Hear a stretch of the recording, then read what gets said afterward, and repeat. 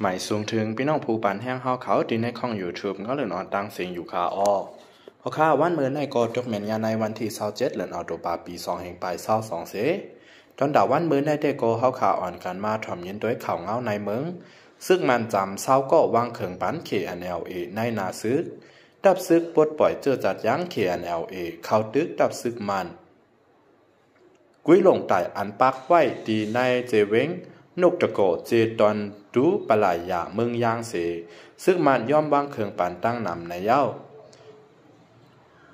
ปางตึกในไล่เปลี่ยนกว่าเมื่อวันที่25เดือนออโตบาปี2แห่งปลาย22เดือน12ใหม่2คำปีได้2แห่ง1ปากไป16นี้ย้ำกลางคำเสภายดังตับซึกปลดปล่อยเจอจัดยั้ง KNLA เขาตึกปืดยื้อซึกมันตั้งขึ้นต่อถึงวันที่26เดือนออโตบาปี2แห่งปลาย22ย้ำกลางในแล่ภายดังซึกมันและย่อมซุ่มปันตะปังเศร้าอีกตั้งย่อมวางเครื่องปันป้าในเย้าภูมิจันใน KNLAก็หนึ่งลาดว่าปังตึกในแต่กลางคำถึงกลางในเสภายดังซึ่งมันเป็นขามายะ561และเจอเขาย่อมวางเครื่องเย้าจังซิมไล่ตับเขาซึ่งมันตายในปังตึก2ก็อันย่อมวางเครื่องแต่มี17ก็ป้าเครื่องยิบกองกลางตั้งนำตั้งหลายว่าไหนเมื่อวันที่16เดือนออโตบาปี2แห่งปลาย22นั่นก็ซึกมันขามายะ358เลตั้งตับกอง17ภายใต้กุมกำตับจุม6 KNLA เป็นปังตึกกันตีไหนเจเวงนกตะโกเซ KNLA ตียอบลายโดลิบซึกมัน16ก็ปาดโดผู้กวนใส่ซึกในเย้าค่ะสืบเสียในเย้าก็เฮาข่าวอ่อนกันมาโดยทางอะไรข่าวราชาพึกพ่อนซึกไผ่แห่งนิวเคลียร์เมื่อในวันที่26เดือนออโตบาปี2แห่งปลาย22เดือน12ใหม่3ค่ำปีได้2แห่ง1ปักไป16นี้จอมจึงวลาดิมินปูตินไล่เข้าโฮมโดยจอมในการพึกพ่อนซึกไผ่แห่งนิวเคลียร์เสไล่ลัดว่าเป็นการหับมือจอมในการตึกโตตั้งการตั้งนิวเคลียร์ในเย้าพ้องลงไผ่แกดเคราชาลัดว่าการพึกพ่อนซึกบอกในแต่เตมีเฮอหลำน้ำแห่งนิวเคลียร์เฮอหมินตึกยื้อไล่ไก่แล่การพึกพ่อนยื้อหมักมีซ้ายเจอในว่าไหนเมื่อวันที่25เดือนออโตบาปี2แห่งปลาย22นั่นก็เฮิรนหอข่าวอเมริกันไล่ออกมาลาดว่าราชาไล่ปันฟังว่าได้มีการพึกพ่อนซึกคอปปีกรอมพ้องจุมนาโตไล่แต่พึกพ่อนซึกคอปปี6นูน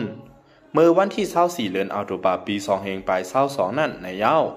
การพึกพ่อนซึกราชาปอกในมีมาไว้เสภูมิปุนพรจันสูงราชาเก่าเนว่ายูเครนนั่นวางแผนโครงสร้างใจตื้มหมักแตกจัดจิบรอนในปังตึกอันเคียงแข่งการตั้งราชาอยู่นั่นว่าไหนหมักแตกในเป็นหมักแตกหลายๆเมียวโฮมโลจอมสันกว้างนิวเคลียร์เส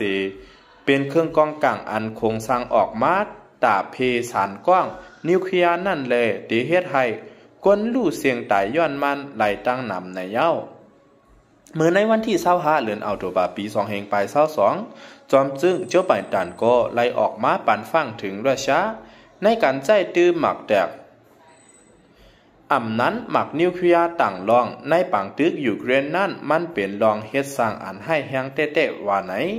ผู้ต่างลาดห้องการภายนอกเมืองอเมริกันลาดว่าเมื่อวันที่25เดือนออโตบาปี2แห่งปลาย22นั่นก็มีรองอันลีไล่ไม่เจออยู่ย้อนว่าราชานั่นไล่เก่านี้อยู่เคลียนวางแผนยื้อหมักแตกมาไว้เสผู้ต่างลาดภายดังเมืองอเมริกันไล่ออกมาลาดเมื่อวันที่24เดือนออโตบาปี2แห่งปลาย22นั่นว่าสังราชาใจตื้อหมักแตกนิวเคลียร์นั่นปอไหนเตมีพรตุ่มย้อนจอมมาภายหลังในนั่นเย้าค่ะลื่นสุดก็ย้อนขอบใจใหญ่นำถึงพี่น้องผู้ปั่นแห้งเฮาข่าวกูก็อยู่คาอ้อข้อมูลข่าวหัวในกอข่าวและอ้างอิงมากขึ้นตีสืบข่าวได้แล้วเตรียมต่างในไว้เสสังว่าข่าวแล้วมาหลู่อันในปันพี่น้องเขากว่าและมิติพิธีเปิงในก็